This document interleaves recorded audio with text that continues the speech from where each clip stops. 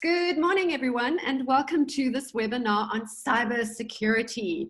We're all working from home at the moment, and while that may mean working in your PJs, I promise I'm not, it also means that you need to be super vigilant about those criminals who, unlike us, are very comfortable in a virtual environment and just looking for opportunities to nab you.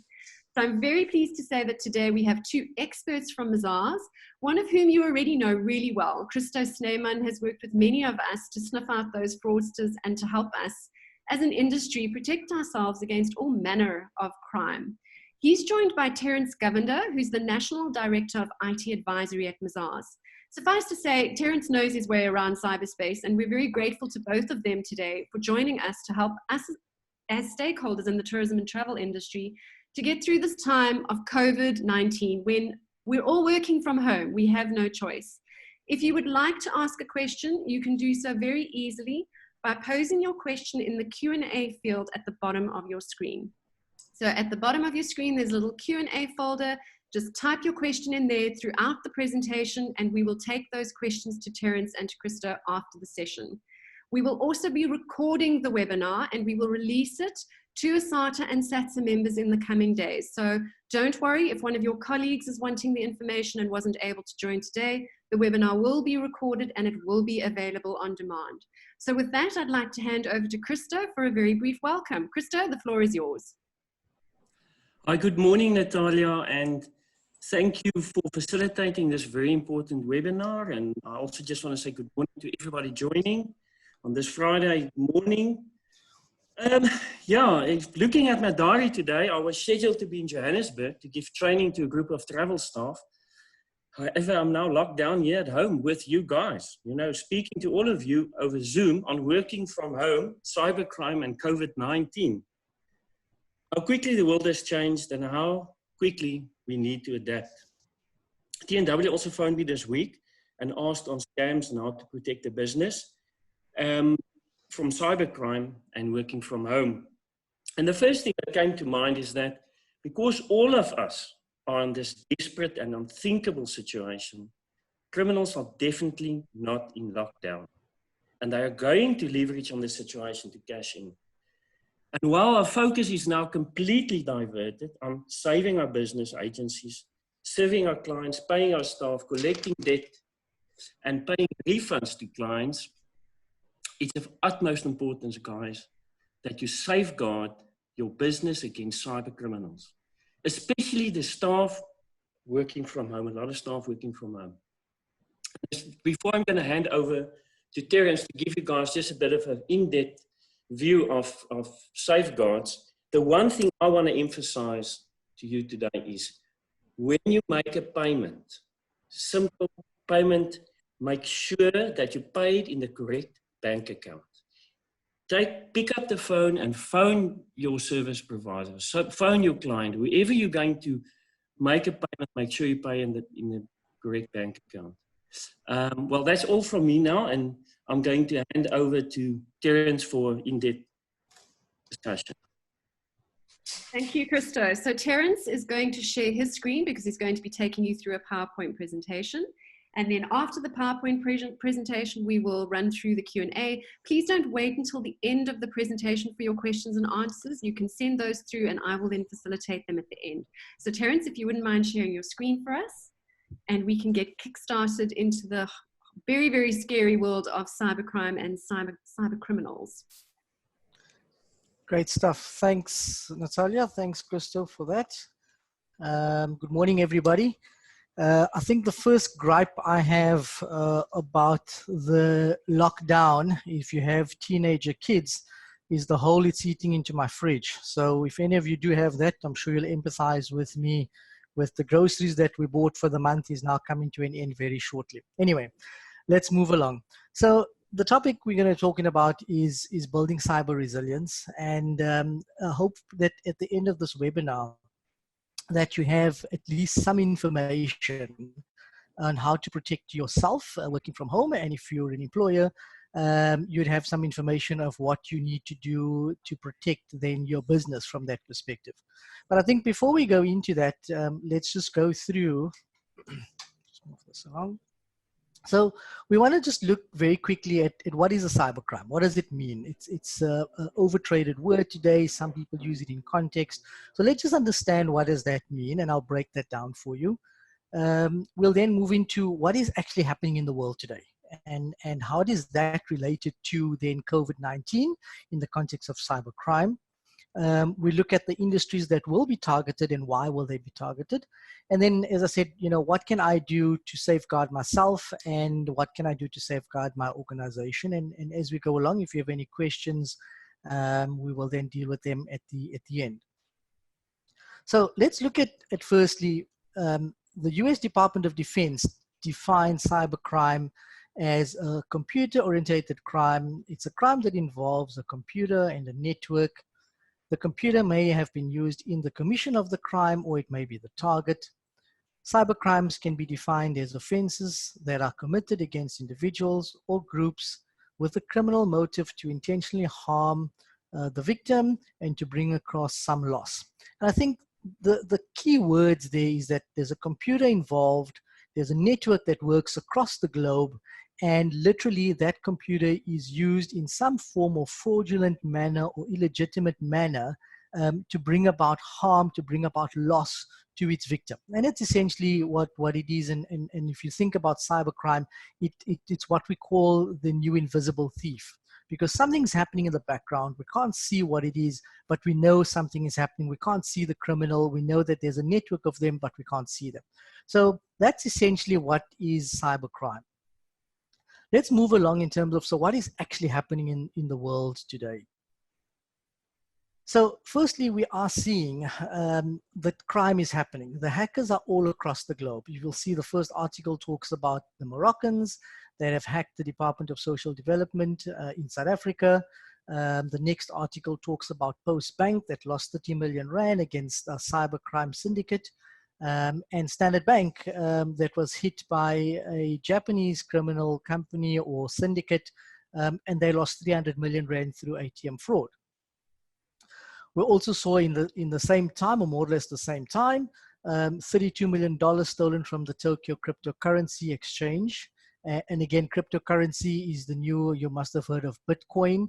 That's essentially what hackers try and use these days because it's a way that you can move money around without having any identification. South Africa's average breach cost jumps to 43.3 million rand, and that's basically if I have a data breach and if someone hacks my system and takes or locks my records, the average cost to recover is about 43.3 million rand.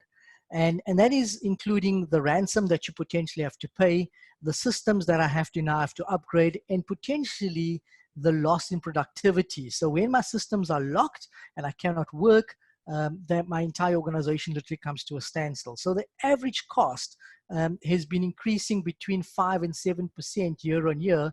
And that article, as you can see, was in July 2019, and on average it's going to cost you about 43 million rand. So hacking is taking place. We can clearly see that. At the same time, you've got governance that is increasing. So King 4 reports come out. It's talked about the importance of corporate governance, but at the same time, you must have heard of the POPI Act that is in the imminence of being promulgated. I heard end of April, and that's going to give us 12 months to comply with the protection of personal information. In the UK, we already have the GDPR, which is the General Data Protection Regulation, and that has been in play for almost 2 years already, and that is the same as South Africa's equivalent of the POPI Act, but this deals with anyone in the European Union, and you can clearly see that they take no prisoners. So here they were, the European Union fined Italy gas 11 million pounds for the I think they, in this case, let out or they were hacked, and there was personal information that leaked out, and basically they were in violation of the GDPR Act.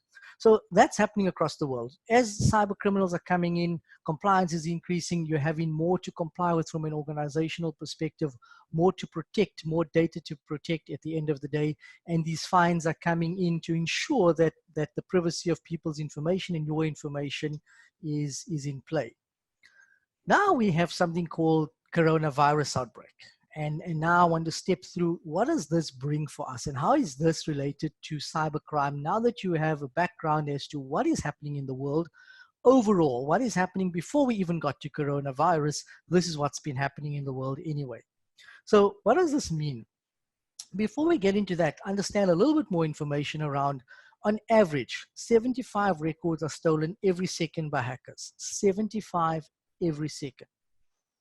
24% of data breaches are a result of human error, phishing or business process errors. Now, I want you to hang on to that term phishing because we're going to unpack that a bit later. But 24% of the breaches are a result of human error. 30,000 websites are hacked every day. Every single day, people sit there, and as Christo mentioned, you know, the cyber criminals, when we're in lockdown, they still sit behind the desk as we're trying to work now. They still sit behind the desk, and for them, this is a day job.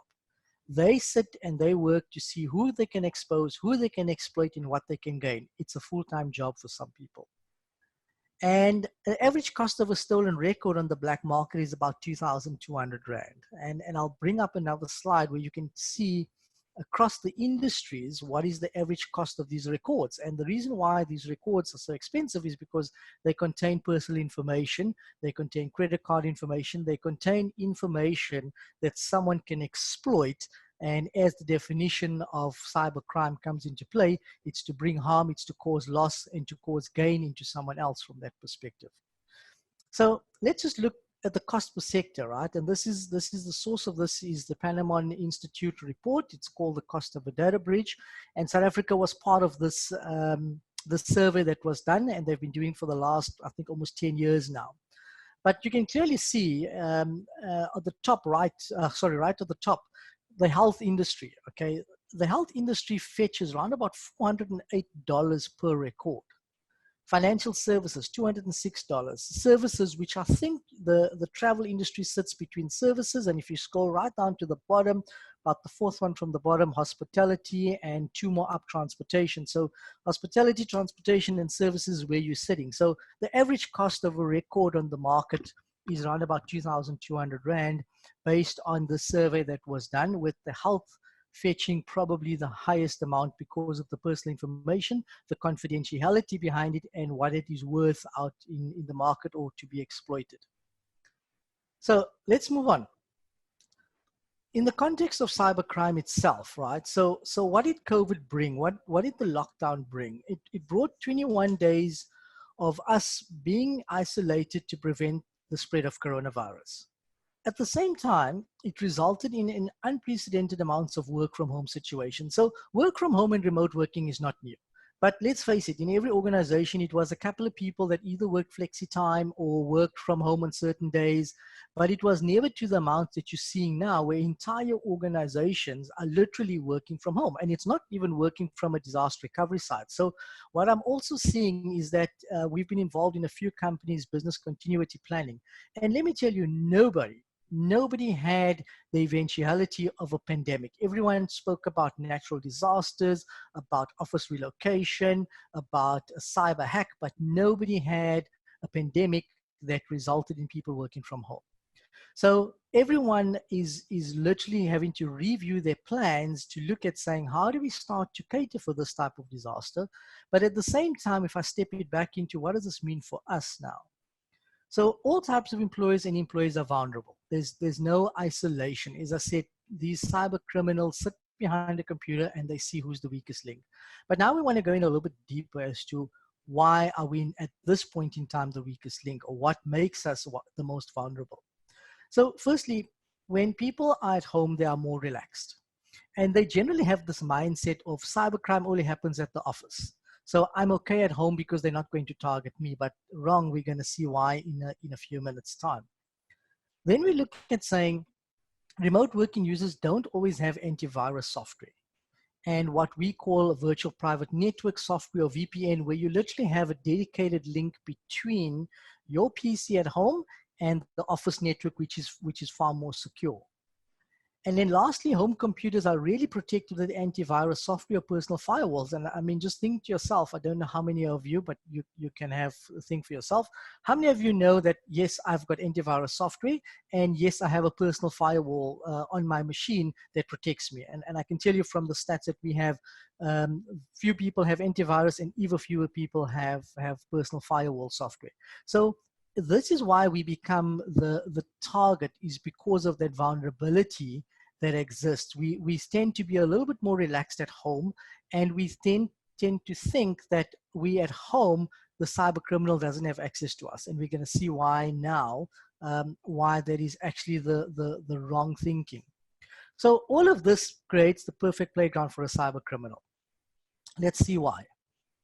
So as I said, everyone remains a target. Cyber criminals have no discrimination. They start with the weakest link. But there are, in this COVID-19 scenario, there are three groups of people, industries, or targets. And we're going to look at why, and we're going to look at how. So first thing is, all home working users are at risk. Reason being, they have little to no antivirus software. They have no personal firewalls.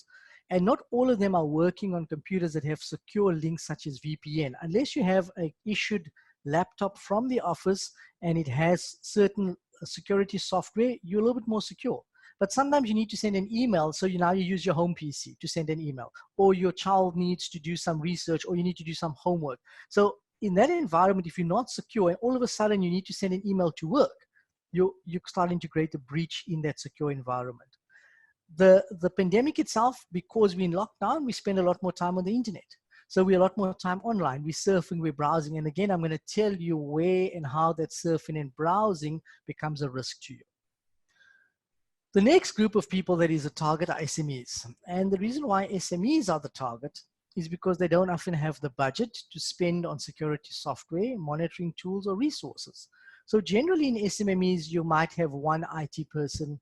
You might not have a specific security person. And from that perspective, you don't have the relevant tools. Or if you do have the tools, it's not a real-time tool. So it will be a log file that someone will review from the day before, but someone could have already accessed your network the day before. So from that perspective, SMEs, purely because their spend is not as big as the bigger corporates do, but yet they still carry the same risk. So they still have, if I just take your travel industry, you have credit card information, you have name, surname, addresses, you have a lot of personal information which is valuable to the hacker out there. So, and at the same time, you might not have all the sophistication and all the tools to protect that information. Then what we're also seeing is that SMEs now, if I take the restaurant industry, obviously in lockdown, they can't trade. So what they are doing is that they're moving to an online. So what they're offering is they're saying, still as an essential service, we'll prepare your meals and we'll have it delivered. Go online and select what you want. Now, they weren't geared to have an online presence because their main trade was day-to-day interaction with their guests and with their clients and customers. So now they put the service online, but they don't protect it. So there's very little protection that goes with it in that respect. And then the last one is around the health and medical industry. So hackers are already claiming to have the sequence pathogen formulas in return for cryptocurrency. And again, so in desperation times, what actually happens is that we go and we're looking for the antivirus. We're trying to develop. And all of a sudden, someone comes up and says, I've got the pathogen. And these pathogens, if I look at the sequence coding, it looks legit. I'm not a scientist, but it looks legit. So when you get to desperate times and we start to run out of time, we will start to look at this and start to say, well, can we look at this? Is there something significant that can be utilized to develop an antivirus? We start to pay cryptocurrencies, and all of a sudden we find out that we've paid a huge amount of Bitcoins only to find out that the sequencing is for a flu vaccine. So those are already starting to happen. The other one is in the US and the UK, and I think Christo also reported that this morning. I think it's happening locally also, that scams are already being reported of sites that offer ventilators, masks, etc. You pay but no delivery. And again, if you just think about how that happens, you have a parent, you have a a son, a daughter, husband, and wife that needs a ventilator. In desperation times now, where countries are looking for ventilators, you find this, you think, oh, hold on a second, I can get this and I can save my family. And you go in and you subscribe, and what do you know? No delivery. And then the website disappears. So we're going to talk through a couple of things around how to protect yourself from that perspective. So now that we understand what is happening, we understand why, let's look at how. So the first thing I want to talk about is phishing.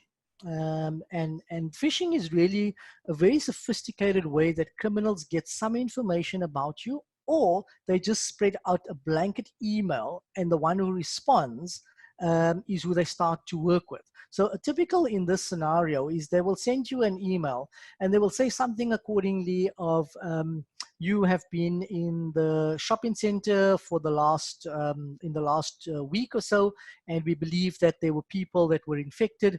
Please, can you complete this form? Tell us where you live, tell us your name and ID, and we will either send someone to you or we will point you to where you need to go. So again, just removing where there might be suspicion. And in the time of this, as Christo said, we're not focused on this right now. We focused on protecting our families. We focused on paying bills. We focused on a number of other things. This pops up. All of a sudden you think, oh, hold on a second. Yes, I was exposed. Oh, what do I need to do? So you react and you complete the form and you provide all your information, and they start to phish you. So now they've got all your information about you, and they will start to exploit your accounts. They will log in and you'll find these activities happening through your bank account which you never authorized. So that's what phishing is about. They essentially go in and they pull information, they request information, and they make it look so legit that you will then complete the information that they require. Another one is also a typically good one is SARS. So they tell you you're due for a SARS rebate. Hey, everyone's excited about getting some money back from the receiver of revenue, and they say, just please complete this form. By then they already know your name. They've already picked up some form of identification, and you think, okay, this is cool. They know my name, so this has to be legit. And the site, will be www.SARS e-filing, and there'll be an extra G at the end. You'll never pick it up. Or an extra I in filing, and you'll never pick it up. So you look at it, you think, okay, this is cool. You complete the form, you provide your information, and they have that. The next thing I want to talk about is ransomware. So what ransomware is really around where hackers get through either phishing or through you visiting a website. You click on something, you download, and all of a sudden they install what they call malware into your environment. The malware is a file that sits on your computer and records information, okay? And then once they have enough information, they then trigger this to lock your machine, and then they come back and they send you an email or comes up on your screen to say your information has been locked. You now have to pay some form of ransom to unlock your machine. And that's where visiting these sites become very, very dangerous, especially sites that you don't know. And what we're also starting to see is that people are now sending links out to say, follow this site to find out more about Corona. Follow the site to find out more about the deaths in your area. Follow the site to find out more about who's infected in your area and the areas to stay away from, apart from the lockdown. So you can see that there's a lot of sophistication that goes into the planning of the phishing, the malware, and the ransomware, and ultimately where you're now held at ransom to either get your information back or to unlock your information. So these guys work. That's what they do full-time, all the time, and here's who the areas that they are targeting. I must tell you, though, that there was two groups, I think around about late last week, that claimed that they were actually hackers out of the US, and they actually claimed that they will not hack any hospital, any medical institute during the time of COVID. So actually very brazen, coming out saying, yes, we are the hackers, but we will not hack these health institutes. The one is called MAZARS and the other one is called Doppelpaymer. However, until it happens, you don't know what they're going to do. And are they doing it out of self-preservation, or are they doing it out of altruism? So I think, it's a difficult one, but we'll have to wait and see. The thing is, there's value, there's money, as we've seen, and that's what they want at the end of the day. So now that we know and we understand what is happening, why it's happening, and where it could happen, let's look at how I can safeguard myself and what do I need to do. And we will make this guide available to you at the end of this webinar. So if it is a little bit small, I do apologize. But I think as employers, what you need to do is make sure that all your machines on your network have some form of antivirus software that generally scans for malware and will pick up and report something either to you on the screen, or it will send it to your IT department.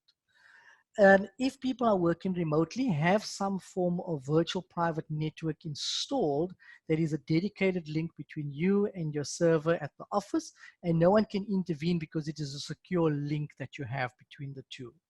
With that, you will definitely have something called two-factor authentication, which really is a password in addition to, for example, a number that will be sent to your phone, and then you key in that with your normal login name and password. That's really verifying that it is me, that it's not someone else that is sitting in between trying to access my information. Then it's really just making sure that you change your passwords regularly from that perspective, and you ensure that the password policy remains the same. So don't change your password policy because people are working from home to say change it every 90 days. If it's every 30 days, it has to change every 30 days. So I think those are the employer's list from that perspective. As employees, make sure that when you work from home, you log into the network with a password. If you get a login screen and it doesn't come up with a password, something's wrong. You report it to your IT team immediately. Don't visit sites that are deemed unsafe or that your IT department may have already warned you about from that perspective. Report any strange emails. So at this point in time, no one from the office is going to be telling you things unbecoming. It'll be a face-to-face conversation, or at least that's what I hope. So the moment you see a strange email coming in requesting information, automatically be warned already and saying, hold on a second, maybe this is not true, or let me follow up on the legitimacy of it. Let me phone someone at the office and verify this from that perspective. Things not to do. So Christo already mentioned around banking and banking to the correct bank account.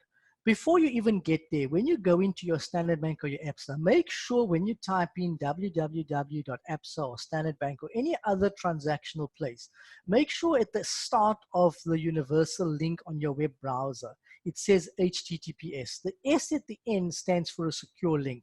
Generally, if it just says HTTP and they ask you to do a payment, don't do the payment. Immediately, it is not secure and it is potentially a fraudulent transaction. Do not provide any confidential information to anyone requesting it unless, again, you have prior knowledge of it.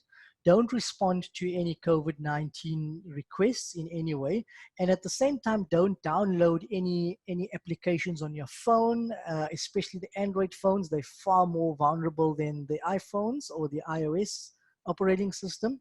And don't respond to any email requests requesting personal information or company-related information. So this is available. I know it's pretty much a lot that we went through, but I'm hoping that you now have a better context as to literally what cybercrime is all about, why they're attacking certain areas, who's the focus areas, and what do I need to do to protect myself. So I think without further ado, we will go into questions from that perspective. I thank you for your time, and I hope that I've given you something to think about and something that you can start immediately to protect yourself with. As I said, 24% of the hacking starts with user error. So if you can eliminate that, you would have reduced cybercrime by access to cybercrime by 24%. I appreciate it, and I thank you for your time. Thank you, Terence. Wow, now I'm terrified. You've literally made my life a very, very, very scary place. So you mentioned right at the end, and I've always been curious about this as a Mac user. I've always been told, oh, Macs are much better when it comes to viruses and that kind of thing. Does it depend on the system that you're working on, your ability to kind of weather this cybersecurity pandemic, if you will? Yeah, so generally the way the Apple code is written in what they call iOS versus Android, it's a little bit, how do I say, it's a little bit more sophisticated in the security itself. So generally you can hack, but it takes a lot longer, whereas Android or Windows devices, because it's far more available, there's more type of malware, there's more type of infections that happen in those type of environments in a normal desktop Windows environment versus the Apple Mac. So you're a little bit more secure. You're not 100% secure, but you are a little bit more secure from that perspective. Well, that makes me feel a little bit better. And we are getting some questions in asking about how you can kind of safeguard yourself, because, you know, eliminating the human error that you were talking about is not always possible. If you are wanting to pose a question, just please post in the Q&A folder. They are coming in thick and fast. And just to refer to one of those questions, you know, what about having cybersecurity insurance? Now, I haven't been able to eliminate the human error. I'm caught.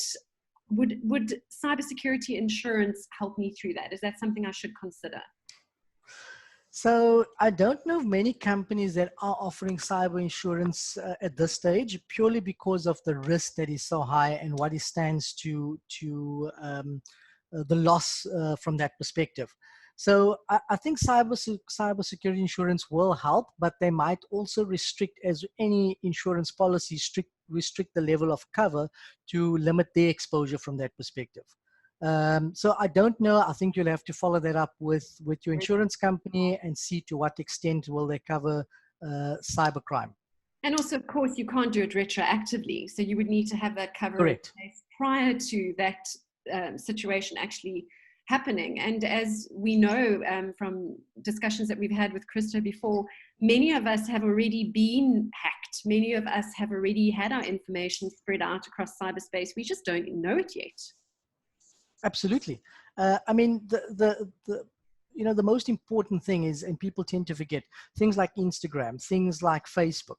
You know, you posting things there every single day. I think Facebook's probably the most hacked site on a daily basis. But nevertheless, you're putting that into public domain.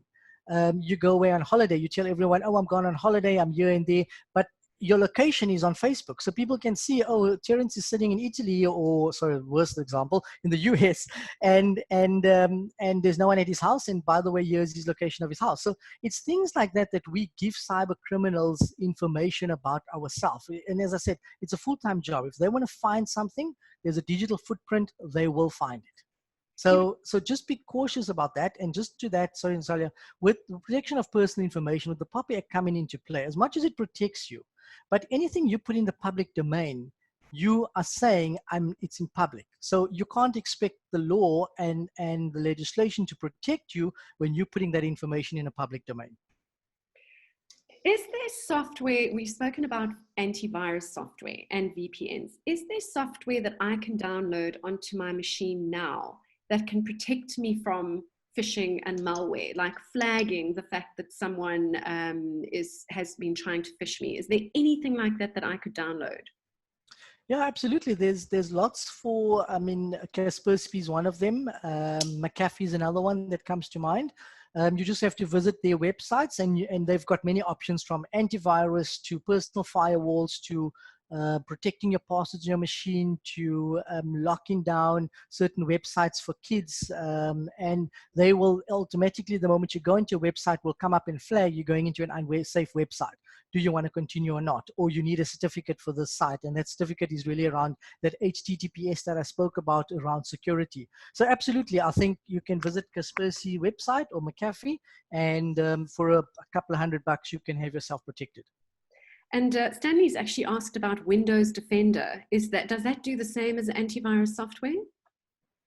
Yes, so Windows Defender does the same, but it's so it will report, but the level of sophistication within the software. So if you take Kaspersky and you take McAfee, their whole product line and their service is around protecting. So they spend a lot more in R&D, and they go a lot more deeper, whereas the standard Microsoft offering protects you, but not to the same level. Let me give you an example. Microsoft Bitdefender might have, if you take your house and you put burglar guards on, okay, it will protect you because you've got burglar guards. Now you take something like Kaspersky or McAfee, and you find that they might have burglar guards, and they're going to have beams, and they're going to have an electric fence.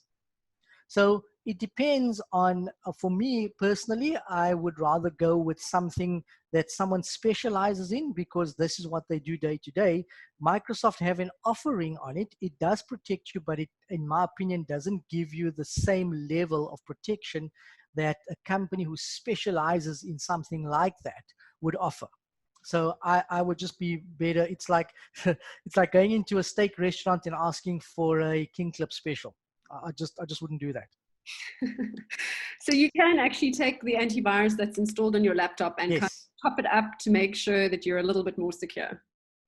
Absolutely. Look, I'd rather have that than nothing. So don't get me wrong. I mean, if all you got, if the option is all you have is the Microsoft default, please go ahead and do that, because it's better than having no protection at all. It's at least something that if someone tries to walk past your house and they see, oh, hold on a sec, there's a house, there's a window open, there's no burglar doors, there's no burglar bars, let me gain access to it, versus, oh, hold on a sec, the window's open, but there's a burglar bar, let me go to the next house. Yeah. So it does give you some form of protection. Absolutely. And if that's all you have, go with it. It's better than nothing.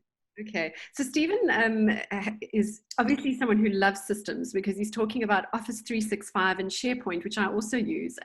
He's saying, is that more secure than using a VPN to log onto a locally hosted server? We are using SharePoint and 365 with Mimecast for remote workers too. Okay, so I think, again, Office 365 and SharePoint, the way it's set up, I mean, Microsoft's got quite a bit of security built into the 365 platform, as well as to the SharePoint platform. But again, if I think about any environment, it would not hurt to have a VPN in relation to both the SharePoint and the Office 365. It just gives you that extra level of protection, because in the 365 environment and a SharePoint environment, I'm still accessing it across the internet.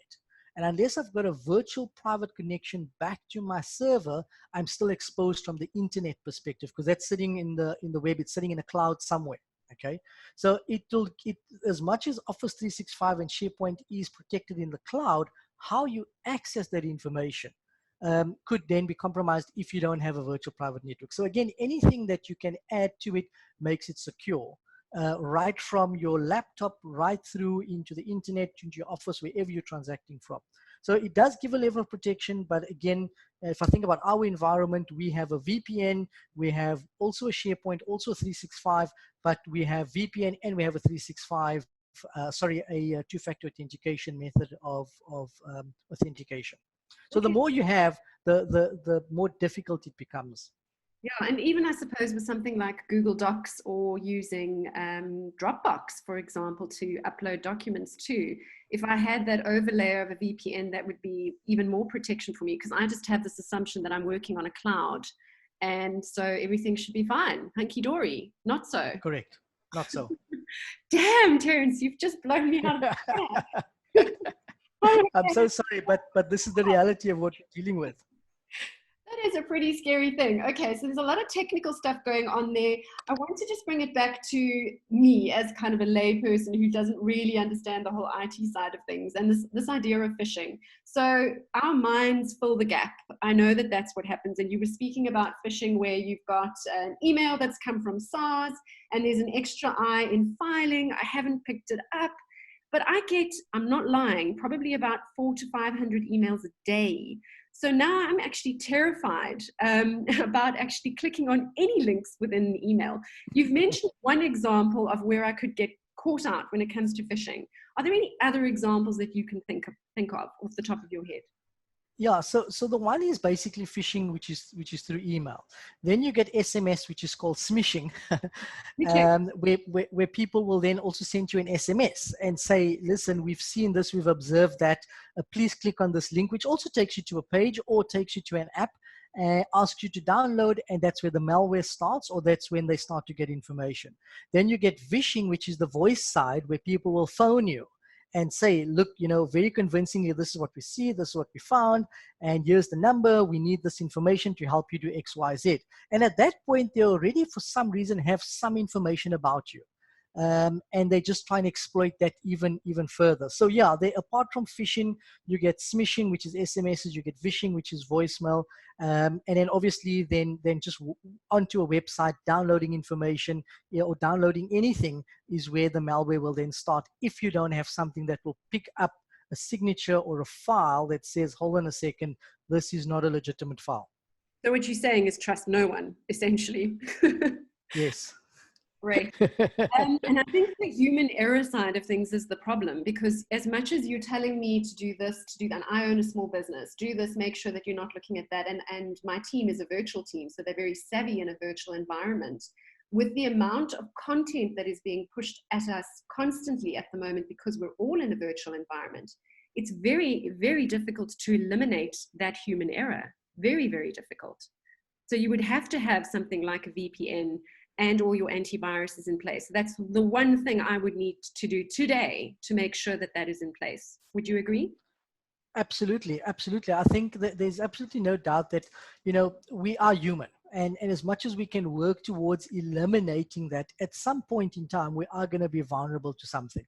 So it's always better to have then a VPN or some form of technology. For example, I know both Kaspersky and McAfee, if you have the software installed and I think you take the full package, the moment you try and download it, scans your email, it'll come back and tell you, there's a file here that unless you know the source, please don't click on it. So unless you know you're expecting something from Terence or from Christo or anyone else, don't click on it. If you are expecting it, then yes, you are expecting it. It is a legitimate email, then click on it. But it will pick up these type of things. 100%, Natalia. I think as human beings, we can never be 100%. And as much as we try, I mean, we can get the 24% down to 4%. There's still the 4% risk. The 4% can become 2%. There's still a 2% risk. And that's all it takes. If you have not posed a question and you want to, you have a few minutes left to do so. Just click on your Q&A folder at the bottom of your screen and type your question. I'm going to go back to some of those questions that we have received. This is an interesting one from GP Venser, where he talks about banking sites that don't have that HTTPS, but the little lock that when you click it says, this site is secure. Is that secure, or are we being hoodwinked? So no, if it doesn't have the S, they don't have a security certificate. Even though there's a lock on there, it has to say the S.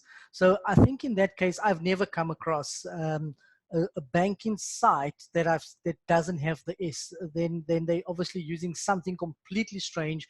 But in the normal tech terms, the S by all banking sites or anything online will definitely have the S on there. And with the S, you'll then see the lock. If there's a lock with no S, I wouldn't trust it. Okay, so Brent says he's read something that more than 100,000 domains have been registered since the start of COVID-19. Are there any government interventions in place to weed out criminal activity in that number? And that's such a good point. No, 100%, and I fully agree. I think I read the same article, and that's where the increase in domain registration and these pop-up sites have come about with, here's the mask, please, or a ventilator at this price, etc., etc.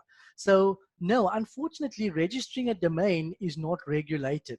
And I can register a domain without having a bank account, without having a registered company. All I need is a bank account, and even that could be a debit or a bank account. A little debit card will work as well. So unfortunately, there's no regulation in the sites.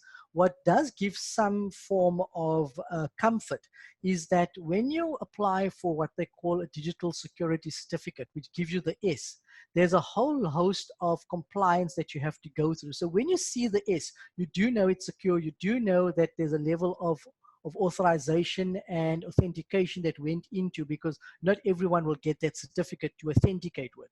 So unfortunately, 100%, there's lots of websites that's come about in the last 2 to 3 weeks.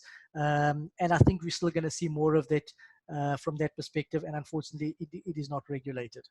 So and it's very difficult to determine what, unless it is has the S on, it's very difficult to determine what is legit and what is illegit. So my thanks to Daryl, who's just pasted in the chat and said, make sure you use a new modern browser and that it's up to date, because that will also warn you that the site is not secure. And then we have Sandro, who said, Internet Explorer shows HTTPS, Google Chrome does not. How can you see it on Google Chrome? You just have a look here. That's a very good point. Can you respond to that, Terence? Yeah, so I just want to have a look at mine also. So if I go to Google, remember Google at the point. So if I go to Google, I see HTTPS comes up, and which was the other one? No, so he said on Internet Explorer, it does show the HTTPS, but on Google Chrome, it does not. And that surprised me because I have it on my Google Chrome, which is why I'm... Yeah, I'm also on my Google Chrome, and mine also comes up with HTTPS. You might have to just look at your version of Chrome. Okay. All right. So it's just about making sure that because people don't remember that they've actually got to update their browser. Absolutely. So what's also important is in the home environment, when we register, and this also talks to illegal software, but when you register legal software with Microsoft, whether it's your desktop or Office 365, they will constantly push updates to secure your environment. So they know you're registered, and they'll know, they do a check on their side, and they'll see version 2.5a is now released or is expired, version 2.5b, and they will automatically push an update. Either it happens automatically, or they'll ask you, do you want to update your system, and it updates. Where you have, for example, previously where you had unlicensed software. So I buy the software and I give it to Natalia. Natalia loads it on her machine and it works, but some features are restricted. Those are also exposed because you're not getting those updates as I'm receiving it, because you've got an illegal or unlicensed version of that software. So you also need to make sure that whether you, if you are legitimately have software, that you do have the latest browsers if it's not updated automatically, because that also creates, all of these software comes with bugs, as we call them. And what we then need to load is something called a patch or a fix to address that vulnerability that exists. Generally, today's time, over the last few years, these things happen automatically. Previously, you had to manually go in and update, and that's, I'm not even going to go there in the discussion, because it happens automatically. Unless you're sitting with the machine that is 10 years old, you've got a problem. Yeah, and I'm actually seeing on my Chrome now, there's like Ilza, there's a little lock on the left-hand side, and Daryl's just said that the lock in the address bar indicates that it is secure. So if you're on Google Chrome, like I am, and that little lock is not there, that's the equivalent of the HTTPS. Interestingly, a question around incognito. So I often do that because I'm working on content and I need to see what other people in the world are seeing if I Google something. Does it make a difference if you browse incognito, or will that HTTPS still come through? No, so look, when you browse, so let's just go back a step. So when you browse a site, right, or when you go in and Google and you do a search and you go into a website, not all sites that you're going into where there's no transacting needs to also have the HTTPS. So that's something I want to make clear. So if you go into a site and you just want to look for something and you want to download something, it's always good to make sure that the site is there, that it's secure, right? But if you're not transacting anything and you're not putting any information down on there, it's okay to still browse the site. The security comes in when I have to when I have to put in information of my own, or I have to put in credit card information, I have to transact, I have to pay for something. That's when the S actually becomes very, very important. So you can still go into a HTTP site or the lock site that doesn't have the S, provided I'm not transacting anything on that site. Okay, so somebody actually spoke about Zoom a little bit earlier, and those of you who use Zoom will have noticed this morning that it had asked you to upgrade it. That is because, and I experienced that firsthand, not in my own meeting, but in someone else's meeting, that there were hackers on the loose and they were hacking chats, yes, popping in with videos which were very inappropriate, and Zoom has now fixed that patch. So since you are all on Zoom at the moment, and if you haven't upgraded Zoom, may I suggest strongly that you do that today. Zoom is secure, but it was hacked, like I suppose everything can be. Yeah. And again, Natalia, I mean, because they've picked up that people are working remotely, they're looking at collaboration tools. So they're looking at Zoom, they're looking at Skype, they're looking at Microsoft Teams. They started hacking all of these to get access to these chats. But again, can you see how quickly it's moved now? Between just looking at people from home, but then now they've got more sophisticated from a perspective that they're looking at ways that they know people are going to collaborate. So what next is to look at the collaboration tool. So they'll look for the next vulnerability that exists always. And the vulnerability in social media, as you said, now because people have time, well, I don't, but people have time to have a look at their social media profiles. Now more than ever, you should be going into your preferences and making sure that you have set them as strictly as possible, correct? Absolutely, absolutely. I think a lot of people go in, set up their Facebook, set up their Insta, set up their Twitter profiles, and they don't go back and check the security settings. And by default, it's always open. It's not restricted. You need to go in and you need to restrict who has access to what and who sees what from that perspective. I think Facebook's now changed that, again, coming under strict compliance with the US. But generally, most of them don't have or come in with you have to go and set those privacy settings. How secure is using QR codes for online payment? Do you have a view on that? Sorry, say it again. How secure is? How secure is using a QR code for online payment? Would that be a secure way of contracting? Oh, yeah. Yeah. So again, I mean, the QR code itself, depending on where it gets generated, at one stage it was also the most hacked because anyone could generate a QR code and then flash that. You scan the code and then you do a payment. I haven't done, to be perfectly honest, enough research on QR codes just yet. I do know that earlier, a couple of years ago, they were very, very vulnerable because anyone could generate a QR code. And that's the difficulty in it is just picking up. Like a lot of the SnapScan use the QR codes, and behind it is security. It's some of these, again, if someone just sends you something to do a payment and you haven't seen it, you haven't used it before, I would be very wary about using something completely new. If it's something that you have used before, then absolutely there's security behind the QR code itself. And Suzanne has also just raised a very, very important point, is that we tend to think that the cyber criminals are out to get us on our laptops, but one doesn't actually think about one's mobile phone, which we use probably more than our laptops. So how secure are apps on your phone, such as a banking app, for example? So I'm going to talk about the phone itself is probably the most risky, 100%, and your iPad and any other device that you have in your house that you connect into the internet. When you connect to the app itself through the browser, okay, the security on the S means that the bank side is secure, but the way you're transacting on your data SIM card or your Wi-Fi through to that banking app is exposed, right? Rather download the app, because the app itself allows a VPN connection between you and the banking site itself. So in my opinion, when you are using banking, rather use the banking app. Don't transact over the internet on the browser of your devices. That is dangerous. Okay. I would just use the app. I would use your app all the time. Yeah. And in addition, I wouldn't go into malls and use the free Wi-Fi. Unless, again, the Wi-Fi is secure and you have to put a password in, that again gives it some security. So again, you can use the app. The browser, I'd be very worried or very aloof to, because of the fact that if you don't have a VPN and you're literally using it across the browser, the banking app itself, the banking site itself is secure on the S. But the information you're transacting in between is not secure. Wow. Okay. So if we're getting an email from a bank saying da, da, da, da, da, da, and you click there and it goes through to the bank's website and then you put your password in, that would be a lot less safe than me just going straight to my banking app and contracting there for what I need. Yeah, 100%. And that's why the banks have pushed a lot of the security into the app itself so that you can transact in that manner. And where the bank will ask you to use a website, then they'll do the two-factor authentication. So what they'll do is they'll send you the email, you can click on it. They have a registered cell phone number with you. They will then say, put in your login and password, and then they'll send you a code on your phone. You then type that code in addition to your password. And the moment the two of them are not in sync, the transaction will stop.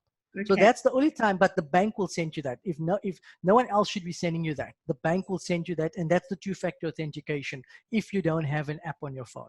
And of course, you're not using the app. Same applies. You have to update your browser. You've got to update your phone on the latest version, and you've got to make sure that when your apps need to be updated, they're all updated. Correct. Okay. Carla, how safe is it to use the autofill when filling in forms on the internet? That's my favorite thing, Carla. Carla, I personally don't use the autofill because you don't know where that information has been recorded in the autofill itself, unless, for example, you again, let's take a banking site, or let's take, I don't know, let's take Discovery or any your health provider, and you go in, there's a HTTPS and you have a pre-populated information. Now, generally that pre-populated comes from a secure background of who's hosting it. And let's say it's your medical aid provider, right? That's safe enough. But when I go into a site and it's pre-populating from my web browser onto a page that I've never seen before, that to me is risky. By default, personally, for me, I don't use any pre-populated information. I capture information from scratch at the time, and I don't save anything to my browser, because people have access to your browser. And when you keep that automatic payment, when you do a payment and you say, save my password to the browser, I don't enable that. That's just me personally. Purely because people can have access to, in fact, I can go into your screen, I can open up and I can just have a look in plain text, all the sites you visited, all the logins and all the passwords that you have. It can either be displayed, or I can, with a little bit of information, I can have it in plain text. So it can either be encrypted or I can have it in plain text, and that's there on your browser right now. I'd rather you didn't, Terence. You can keep answering these questions for me. How secure are the SSL pay sites like Skrill, for example? Yeah. Are so SSL, yeah, SSL is secure. So that stands for Secure Software Link. So SSL is secure. All the payment sites generally are secure, and you'll see they will offer that two-factor authentication where you register, and they will also then pop you a alphanumeric key or a numeric key to your phone, which you then have to key in back to the site, and then they validate or verify that it is you. So anything with SSL is secure, and like I said, I've hardly ever come across anything that is regarded as SSL that's not secure. And again, something like Kaspersky or McAfee, if it goes to a site where a certificate has expired, so you might have an HTTPS or SSL link site and it expired, it will tell you the certificate is expired. You might not want to trust the site, which means if it is someone who's hosting and they haven't renewed that certificate, which means it hasn't been validated, you're at risk. You're now putting in your information at your peril without being validated in any way. So it's important also for these organizations to renew their certificates. They pay a bit of money, but it gives the legitimacy and security around it. Okay, we've got 4 minutes to go until the end of our webinar. Naresh has pointed out that with Kaspersky Internet Security, there is a plugin on Chrome or Firefox and Internet Explorer, which by default is not enabled. One has to actually install to enable it. So there's a plugin essentially on Kaspersky Internet Security. So that's good to know. Can I pop into things to look out for? So we've had the question, what sorts of anomalies would you look for to identify whether or not your system has been compromised? To give me a little bit of a tip off. Sure. So again, without having the software, it's really very difficult. Malware can sit on, I mean, we've done investigations and we've done clients where we went to where we've traced malware sitting on their servers for 3 months before it was actually activated. It's very, very difficult to see or to spot with the naked eye. Again, the only other way to look at it would be through phishing. So to looking at any emails that's coming in that is really around looking for information or wants you to update something. That will be the first, I would say, more easier point that you would look for. The second would be, visiting a website and looking or downloading something, and then they'll ask you, do you want to write or modify your file? Immediately, no. And again, unless you've got the Kaspersky or McAfee software or Bitdefender, whatever it is that will read a file in almost binary or ones and zeros, that will tell you. Unfortunately, more than that, there's nothing that's visible to the naked eye. And is there a way for us to report cybercrime? So let's say somebody contacts us and says they have hacked us and we must pay them a small fortune. Normally, I just delete those emails, but can I report them to someone? So yes and no. So the cyber bill with POPI is coming into play. So at this stage, you're not requested to report them, and there isn't any major line that you can report to. It is coming out though, where you will have to, from a POPI perspective and a cyber perspective, you have to report the breach and you have to record the breach. Right now, the only people you can report it to is your internal organization, and what you can do is log it with SAPs. So SAPs are starting to gear up their cyber criminal. They already have a cyber criminal division, and all of that can be reported to the SAPs, but a specific number will be made available in the near future. So for now, it's just SAPs to report the cybercrime. Other than that, there isn't anything available right now, but there will be in the future that you will have to report this from a compliance as well as from an investigative perspective. So for now, it's just SAPs.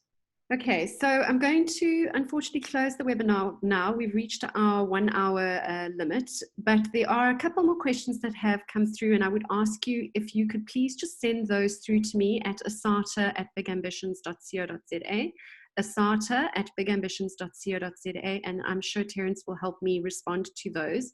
I do want to leave with this just last comment that Leandra has shared with us, and she said, I want to reconfirm what Terence has said in terms of Kaspersky. I'm using this at home to protect my homework environment and for my kids on their phones and school research projects, personal laptops. A few years ago, we had a hacked attempt via an online farming game that my son was playing. It's a real threat and it is scary. The hackers are clever. They will try to access work laptop through the back door, your children's devices, for example. So please take Terence's advice. On that note, Terence, I'd like to thank both you and Christo for joining us today, and for all the attendees who joined us as well.